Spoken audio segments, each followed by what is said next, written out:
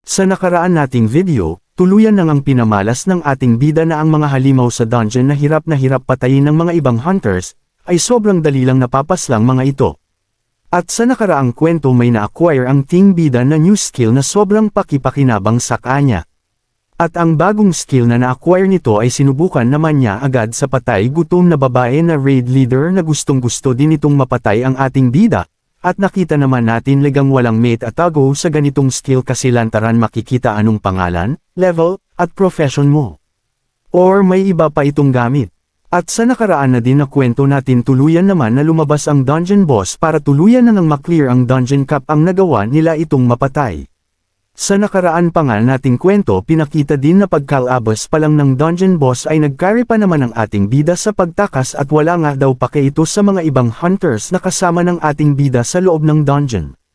At doon din ang mas tinagalit ng patay gutom na raid leader na pagkatapos daw nila sa boss dungeon ang ating bida naman ang isusunod nilang patayin.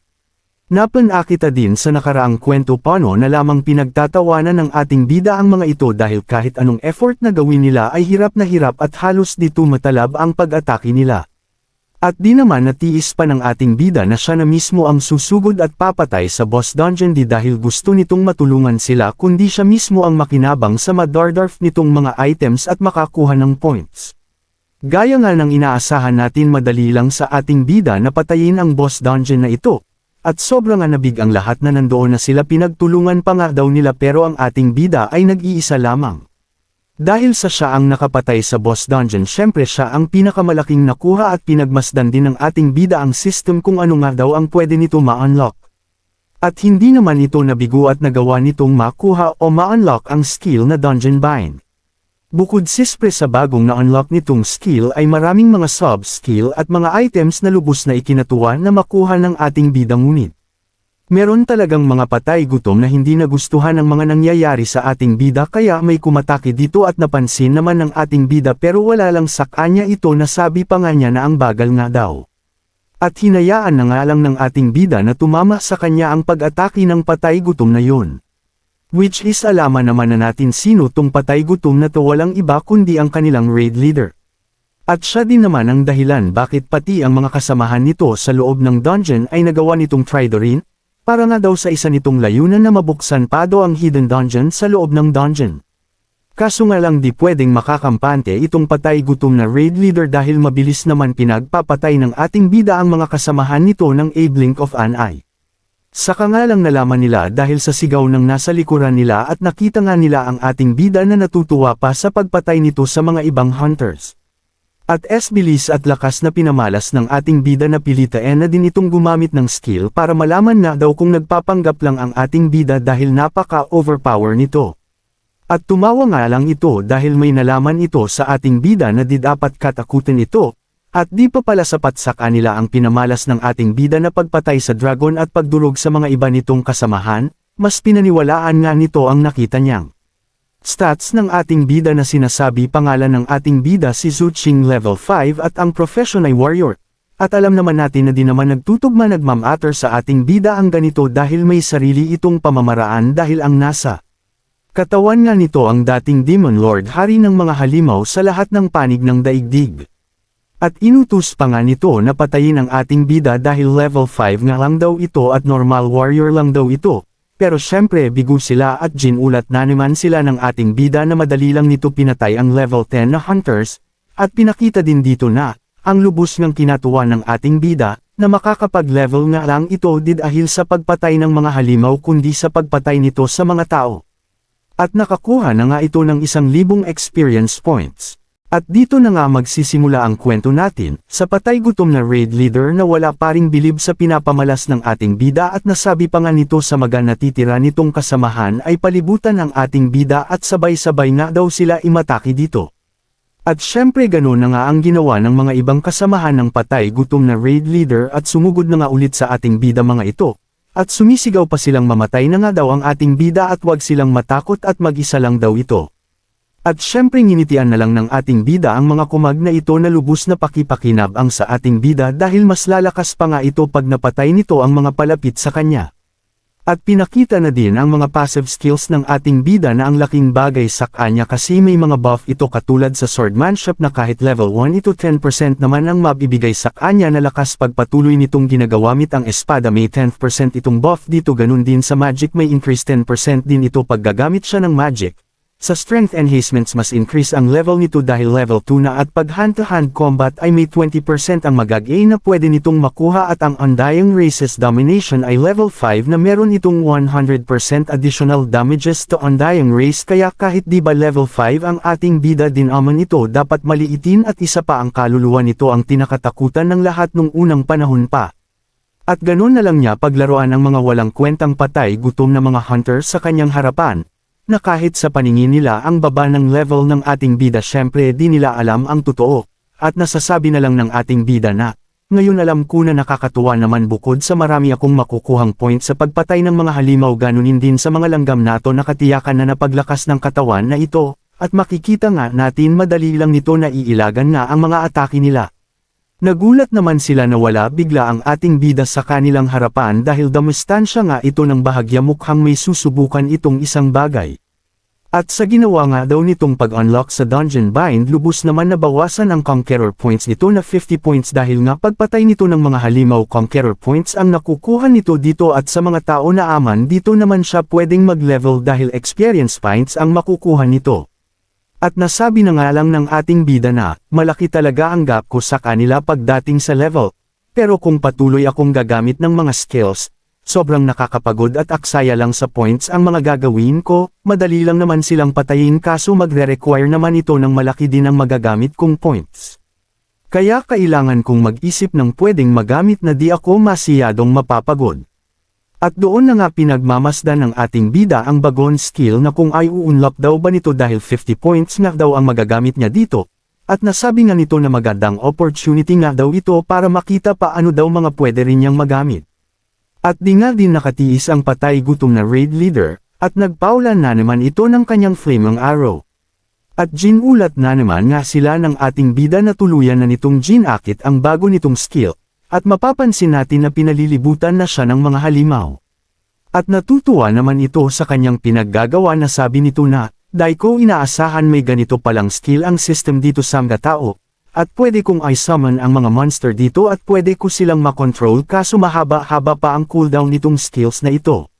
Sa ginawa nga ng ating bida, inubos naman ng mga halimaw ang mga kasama ng patay gutom na raid leader na ito at nasasabi nito na, makatakas pa kaya ko dai ko inaasahan may ganitong kapangyarihan itong bastard na tao na ta.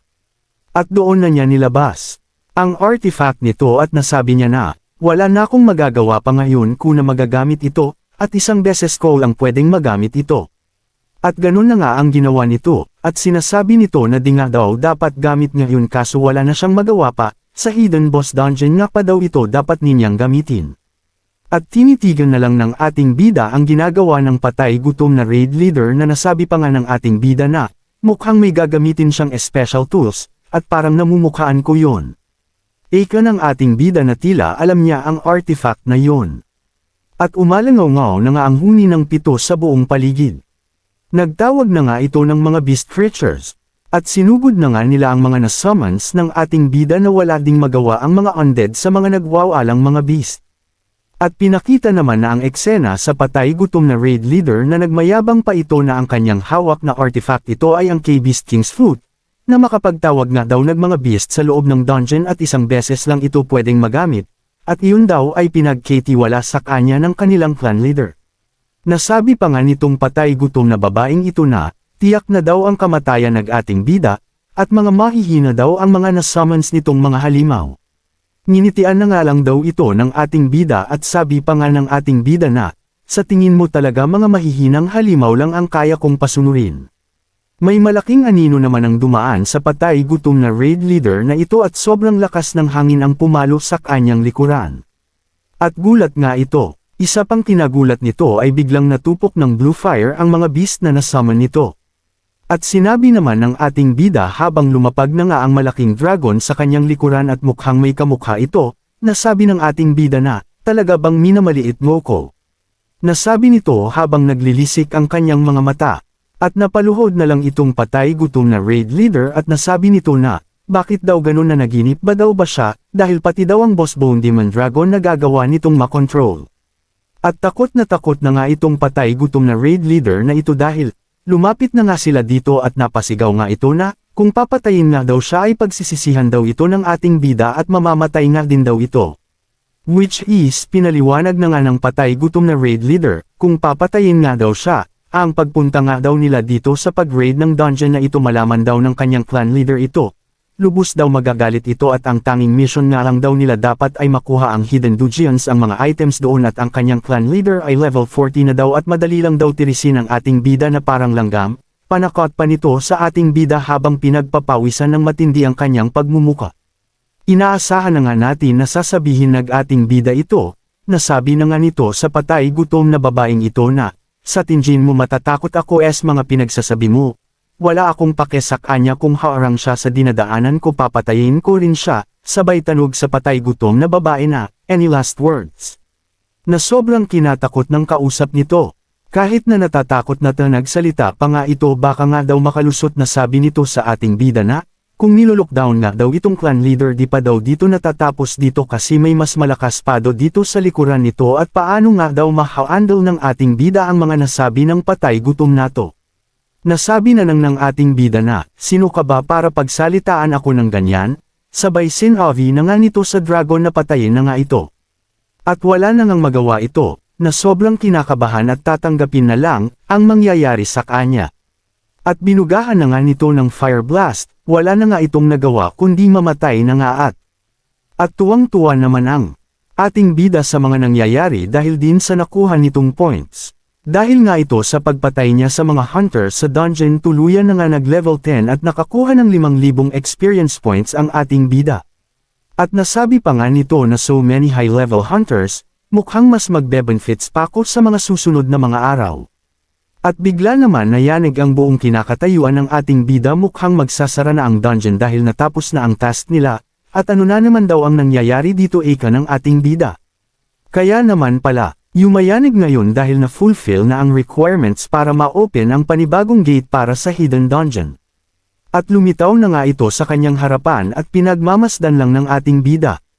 At ina-analyze nga ng ating bida ang nakikita nito sa kanyang harapan, dahil pa nga, ito pala ang hidden dungeon base sa mga naririnig ko kanina, sinabi niya na may mga makukuhang mga items sa loob. At biglang nag-notify ang system sa kanya na, binigyan nito ng warning ang ating bida dahil sobrang mapanganib na daw ang pagpasok sa loob ng dungeon. At nasabi naman ng ating bida na, warning, mukhang di alam ng system kung sino talaga ang mapanganib. At natawa nga lang ito at hinawi ang system notification at papasok na sa loob ang ating bida. Abangan na nga natin na tuluyan na nga napagpasyahan ng ating bida na pumasok na sa loob ng hidden dungeon ano naman kaya ang kakahinatnan ng pagpasok niya dito. At ano naman ang nakita ng ating bida sa loob at bigla nitong naalala ang naging malawakang digmaan ng mga tao at sa mga halimaw sa panahon na iyon. At lubos naman kinagulat ng ating bida ang pagluhod ng mga giant stone na nasa level 40 na wala naman siyang ginagawa at nag-open kusa ang malaking pintuan sa harapan nito. Kaya naman kung gusto mo pang malaman ang mga susunod nating kwento maaari kang mag-like at mag-comments at palambing na din ng subscribe at pa-bell all para lage kang updated sa mga susunod pa nating uploads. Muli maraming salamat sa suportang tunay.